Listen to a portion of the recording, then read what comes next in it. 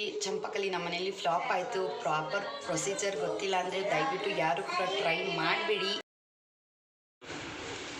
Hi ಎಲ್ರಿಗೂ ನಮಸ್ಕಾರ, welcome back to our YouTube channel.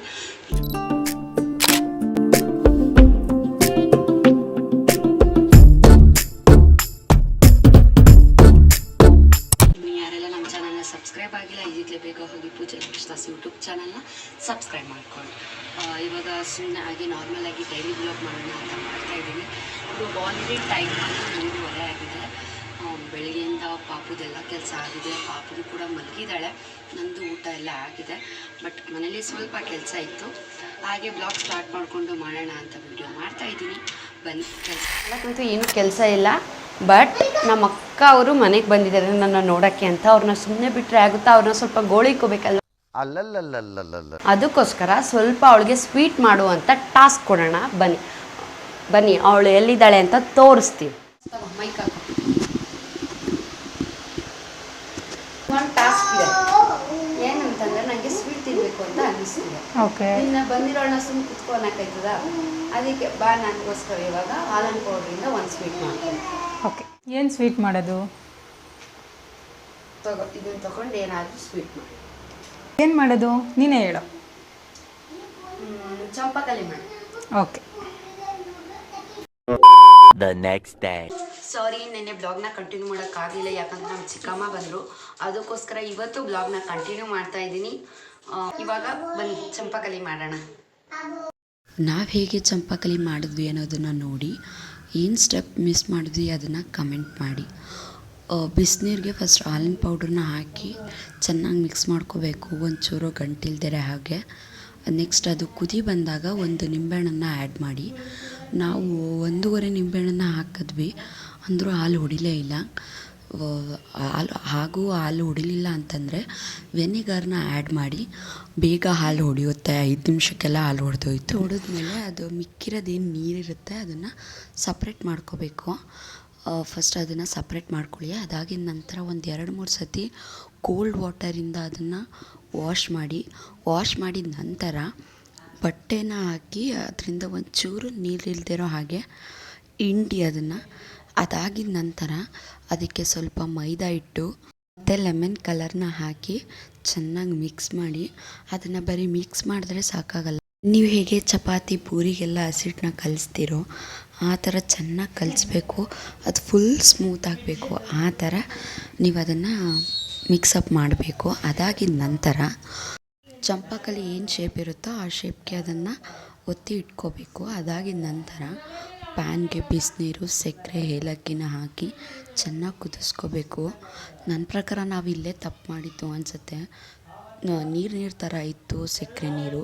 ಅದನ್ನು ಸ್ವಲ್ಪ ಜಾಸ್ತಿ ಹೊತ್ತು ಕುದಿಸಿದ್ರೆ ಗಟ್ಟಿಗೆ ಆಗ್ತಿತ್ತು. ಆವಾಗ ಬೇಗ ಶುಗರ್ನ ಅಬ್ಸರ್ವ್ ಮಾಡ್ತಿತ್ತು ಚಂಪಕಲಿ. ಸೊ ನೀವು ಕೂಡ ಈ ತಪ್ಪನ್ನ ಮಾಡಬೇಡಿ. ಚೆನ್ನಾಗಿ ಕುದಿಸಿ ಸಕ್ಕರೆ ನೀರನ್ನ.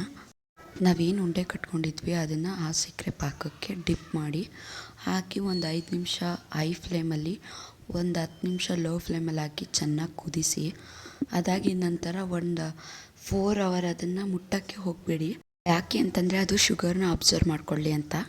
ಅದಾಗಿದ ನಂತರ ಆ ಚಂಪಕಲಿ ಮಧ್ಯಕ್ಕೆ ಕಟ್ ಮಾಡಿ ಈ ಹಾಲ್ಕೋವಾ ಏನಿರುತ್ತೆ, ಹಾಲ್ಕೋವನ ಹೇಗೆ ಮಾಡಬೇಕು ಅಂತಂದರೆ ಮಾಮೂಲಿ ಹಾಲಿನ ಪೌಡ್ರನ್ನ ಹಾಕಿ ಅದಕ್ಕೆ ಸಕ್ಕರೆ, ಸ್ವಲ್ಪ ನೀರು ಹಾಕಿ ಚೆನ್ನಾಗಿ ಮಿಕ್ಸ್ ಮಾಡಿ, ಅಷ್ಟೇ ಹಾಲ್ಕೋವಾ. ಅದಾಗಿದ ನಂತರ ಅದನ್ನು ಮಧ್ಯಕ್ಕೆ ಫಿಲ್ ಮಾಡಿ. ನಾನು ಫಿಲ್ ಮಾಡಿದ್ದೀನಿ ನೋಡಿ, ಆ ಥರ. ಬನ್ನಿ ಇವಾಗ ನಮ್ಮ ಮನೆಯವ್ರಿಗೆ ಕೊಟ್ಟು ಟೇಸ್ಟ್ ಹೇಗಿದೆ ಕೇಳೋಣ.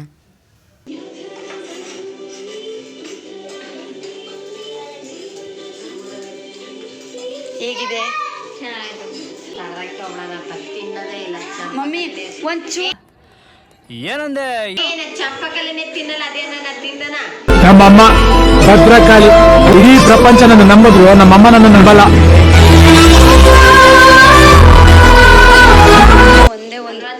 ಒಂದಿಷ್ಟು ಮುರುಕ ಅಮ್ಮ ಮಾಡಿರೋದು ಹೆಂಗೆ ನಾವು ಶೂಟ್ ಮಾಡಿ ಸಾಯಿಸ್ಬಿಡ್ತೀನಿ. ಇರಿಟೇಷನ್ ಕಟ್ರಿ ಕಳ್ಸಿ ಆಚೆ.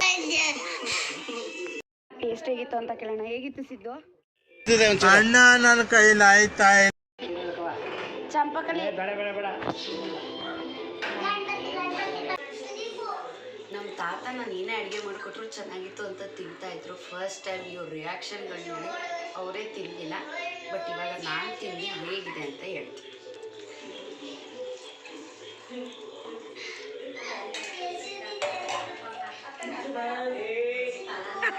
ನಿಲ್ಸು ಬ್ಯಾಕ್ ಬಾ. ಅಯ್ಯೋ ಈ ನರ್ಕ ನೋಡಕ್ಕಾಗ್ತಿಲ್ಲ. ಎಲ್ಲ ಈ ಚಂಪಕಲಿ ಪೂರ್ತಿ ಒಂಚೂರು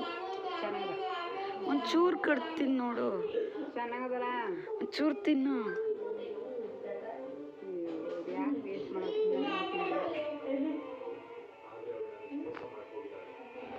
You're the best, Ma.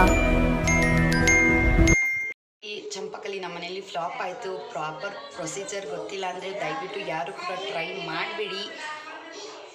ಈ ಮಾತನ್ನ ಹೇಳ್ತಾ ಈ ವಿಡಿಯೋನ ಇಲ್ಲಿಗೆ ಎಂಡ್ ಮಾಡ್ತಾ ಇದ್ದೀನಿ.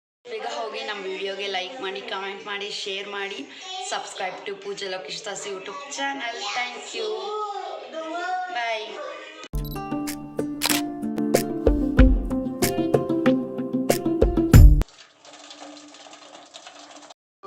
ಸಾರಿ, ನನ್ನ ಬ್ಲಾಗ್ನ ಕಂಟಿನ್ಯೂ ಮಾಡೋಕ್ಕಾಗಲ್ಲ.